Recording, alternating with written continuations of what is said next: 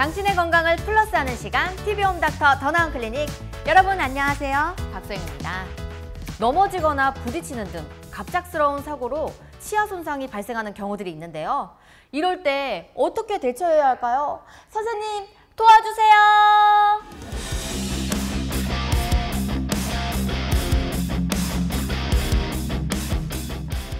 선생님 안녕하세요. 안녕하세요. 또 오랜만에 나와주셨습니다. 오랜만에 나왔는데 어떠신가요 오늘? 더더욱 반갑네요. 반갑군요. 오늘 또 오랜만에 어떤 주제를 들고 오셨을까요? 오늘은 치아 및 치주 조직의 외상이라는 주제에 대해서 이야기해 보려 합니다. 이는 외력에 의한 치아 및 치주 조직의 손상을 말하며 다양한 사건에서 발생할 수 있습니다. 사건이 또 발생이 되나요? 이렇게 치아 외상이 발생하는 상황은 어떤 경우들이 있을까요? 교통사고나 폭력 또는 산업재해 사고, 운동 중에 부상 등이 있을 수 있습니다. 치아의 외상의 유형은 어떻게 분류를 할 수가 있을까요? 학술적으로 볼 때 안드레아젠 분류법에 따르면 치아와 치수의 손상, 그리고 치주 조직의 손상, 그리고 치조골, 뼈의 손상, 그리고 치음 및 구강 점막 조직의 손상, 이 정도 네 가지로 나누는데, 이 중에 오늘은 치아 및 치주 조직의 손상에 대해서 중점적으로 보려고 합니다. 치아는 제일 바깥쪽에 단단한 범랑질, 그리고 그 안쪽에 치아의 대부분을 차지하는 약간 덜 단단한 상아제, 그리고 제일 안쪽에 신경, 혈관 다발인 치수, 그리고 뿌리 쪽에는 범랑질 말고 백악질이라는 조직이 존재하고 있습니다. 치수의 손상 같은 경우는 치관이 살짝 파절되는 경우, 또는 비복잡 치관 파절이라고 아까 말씀드린 치수의 노출 없이 치아의 머리 쪽, 치관 쪽만 살짝 파절된 경우, 또는 복잡 치관 파절이라고 치수의 노출이 포함된 경우, 또는 아예 비복잡 또는 복잡해가지고 치근 파절이라고 뿌리 쪽까지 파절된 경우, 또 심지어 아예 뿌리 쪽만 파절된 경우, 이렇게 한 6가지 정도로 나눠볼 수 있습니다. 여러 가지 상황이 있는데, 지금 이 사진으로 하면 치관 파절은 어떤 부위인 건가요? 상단 3가지 사진 보면 비복잡 치관 파절로 되어 있는데, 저 3가지는 다 큰 차이는 없지만 깨진 정도와 부위 크기 정도의 차이가 있다고 보시면 됩니다. 이 윗부분이 지금 다 손상이 된 상황인 거죠? 그렇죠. 머리 쪽이 손상이 된 상황이죠. 네. 그리고 복잡 치관 파절은 더 많이 깨진 치아를 이야기하는 걸까요? 신경, 치수가 노출되었는지 말았는지가 핵심입니다. 그 외에도 치아의 탈구 손상으로 치주 조직에 대한 문제가 있을 수 있습니다. 이런 경우는 치아의 진탕, 뇌진탕 들어보셨죠? 뇌진탕 이렇게 어디 박았을 때 뇌 손상이 오는 것과 같은 치아 그렇죠. 손상인 건가요? 치아의 진탕이 와서 흔들림이나 위치가 변한 건 없는데 두드릴 때 아프거나 이런 상황을 진탕이라고 하고, 아탈구라고 있는데, 이거는 진탕보다 충격이 더 많이 가해져서 흔들림이 조금 있는 정도, 근데 위치 변화는 없는 경우, 이 경우가 제일 흔하다고 볼 수 있습니다. 그리고 탈구는 빠진 거죠. 빠진 게 완전히 빠진 거. 그렇죠. 완전히 빠진 게 있고 조금만 빠진 게 있는데, 정출성 탈구, 함입성 탈구, 측방 탈구 이런 식으로 있는데, 완전 탈구가 완전히 다 이가 빠진 상황인 거죠. 치아에 금이 가거나 깨진 이를 방치한다면 이게 어떻게 될까요?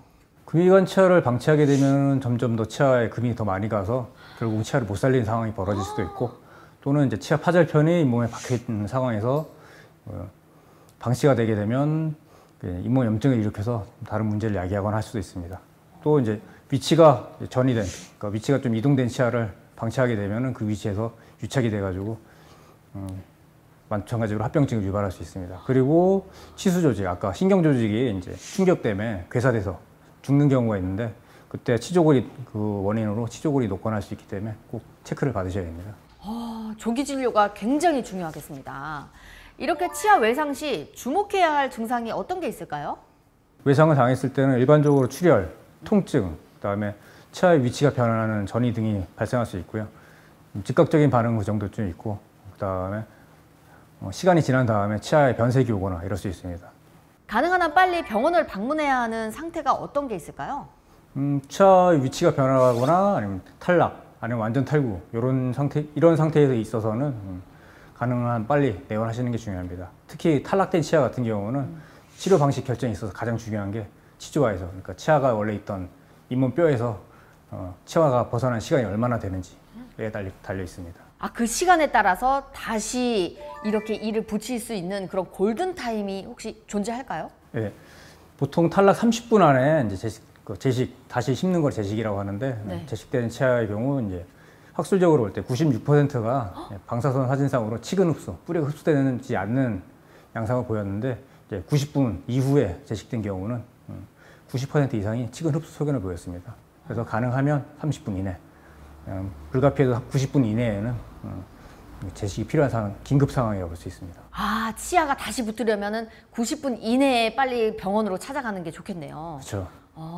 이렇게 치아가 오염된 상태라면 재이식이 좀 힘들지 않을까요? 상한 상태에서 다시 붙인다는 건가 이렇게 된다면? 치근, 엄밀히 말하면 치아에서 치아 뿌리의 치근 쪽에 치주인대라는 조직들이 있는데 그쪽에 오염이 되거나 아니면 치주인대가 손상이 되거나 하면은 재식술이 성공률이 떨어질 수밖에 없습니다.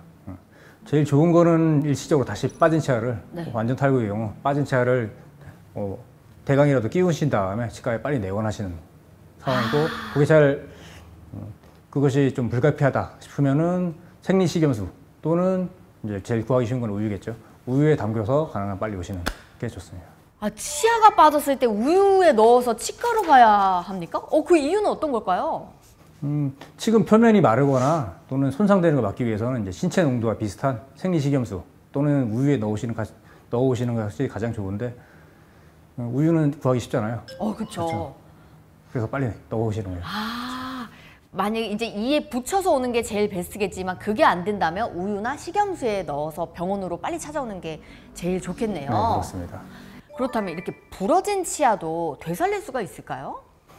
부서진 부위와 정도에 따라서 부서진 파절편을 바로 붙이는 것도 가능하고 또는 그게 아주 작다면은 굳이 붙이거나 하지 않고 표면 살짝 수정만 해드리는 방법도 있습니다. 또는 레진으로 때우거나 많이 깨진 경우는 보철 수복하거나 아까 이제 치수가 노출되는 경우 같은 경우는 아예 신경치료까지 해서 근관치료죠. 신경치료까지 해서 보철염을 수복하는 방법 등이 있습니다. 그렇군요. 이렇게 특히 잦은 손상 부위가 있을까요? 개인적으로 앞니가 부러지는 경우를 정말 많이 본 것 같거든요. 몇몇 연구에 따르면 이제 치아 전치부, 앞니 쪽이 많이 돌출된 아동들의 경우 일반적인 정상교합의 아동들보다 외상 확률이 2배 정도 더 높다고 보고가 되고 있습니다. 그렇다면 이렇게 빠진 치아가 유치라면 걱정할 필요가 없을 것 같은데요. 어차피 빠질 치아라면 이렇게 유치는 빠져도 상관이 없지 않을까요? 유치가 빠진 시기나 아니면 파절이나 탈락의 정도에 따라 달라질 수 있겠지만 이상이 없는 경우도 많이 있지만 치조골 골절이 동반되는 경우 잇몸뼈가 같이 골절되는 경우도 동반되는 경우가 있고 또는 뿌리만 남아있는데 그 잔존 치근이 올라올 영구치에 어른 치아에 안 좋은 영향을 미치는 경우도 있기 때문에 엑스레이 촬영 등을 통해서 꼭 확인해 보는 게 중요할 것 같습니다. 그렇죠. 이렇게 치아 외상으로 병원에 방문을 하게 된다면 어떤 검사를 시작으로 할까요? 기본적으로 문진을 통해서 어떤 상황인지 저희가 파악을 하고 방사선 엑스레이 사진 찍어보고 제가 눈으로 보고 그다음에 만져보고 두드려보고 그다음에 치수 생활력 검사를 하고 전기 치수 생활력 검사 등을 통해서 신경이 살아있는지 죽어있는지 등을 평가해서 연조직, 그다음에 동요도 흔들린 정도죠. 그다음에 파절 유형 및 정도를 평가하게 되겠습니다. 이렇게 두드려 보면 혹시 알 수 있나요? 아까 말씀드린 진탕 또는 아탈구 이런 증상들의 경우는 두드리게 되면 통증이 있을 수밖에 없죠. 그렇군요. 이렇게 검사 후에 치료의 방향이 결정이 되겠네요. 그렇죠. 치아 잠금 같은 경우는 일단은 지켜봅니다. 정기적으로 평가를 하면서 계속 지켜보고 별다른 처치는 기본적으로 하지 않습니다. 이제 아까 비복잡 치관 파절, 치수 노출이 되지 않은 경우는 이제 레진 수복이나 보철 치료 등등이 보통 선호되고 복잡 치관 파절, 이제 치수, 치아 신경이 노출이 되면은 이제 근관 치료, 신경 치료와 함께 보철 치료가 진행되겠습니다. 아까 치근 파절이라고 해가지고 뿌리 쪽까지 같이 좀 금이 간 경우 설명드렸는데 이건 어디까지 금이 갔는지에 따라 가지고 여러 가지 치료법이 나올 수 있습니다. 꼭 내원하셔가지고 꼭 체크를 해보셔야 될 것 같습니다. 그 외에 이제 치아 파절 말고 이제 치주 조직 손상, 탈구나 아탈구 등에 대해서는 일단 진탕은 아까 뇌진탕 설명드렸잖아요. 그렇죠. 그런 경우는 이제 치료는 필요하지 않지만 기본적인 치료는 필요하지 않지만 이제 정기적인 주기적인 체크를 통해서 혹시나 그 치아 신경 치수가 죽지 않았나 지속적으로 체크가 필요합니다. 그리고 동요도가 있는 흔들림이 있는 아탈구 같은 경우는 흔들림이 정도에 따라서 지켜보거나 또는 옆에 치아 붙여서 고정을 통해서 흔들림을 좀 잡아주는 그런 과정이 필요할 것 같습니다. 그리고 여러 가지 탈구는 세 가지 설명드렸는데 기본적으로는 함유성 탈구 들어간 것은 좀 지켜보고 그다음에 나오거나 옆으로 움직이는 것은 이제 정위치를 시켜가지고 또 고정을 해서 지켜보게 되겠습니다. 탈락은 아까 설명드린 것처럼 네.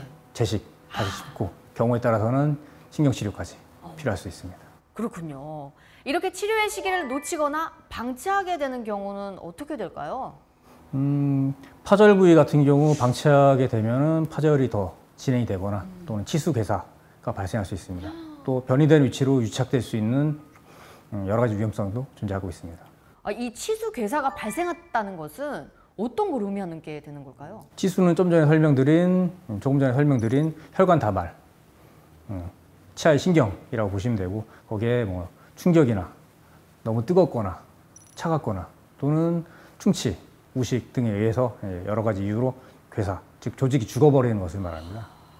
그 조직이 죽게 된다면 증상은 어떻게 나오는 거예요? 통증이 있을 수 있고 또는 뿌리 끝에 염증 조직이 생길 수 있고 치아가 변색이 오거나 이렇게 될 수 있습니다. 그렇군요. 그렇다면 이렇게 치료 후에도 관리가 정말 중요할 것 같은데요. 맞습니다.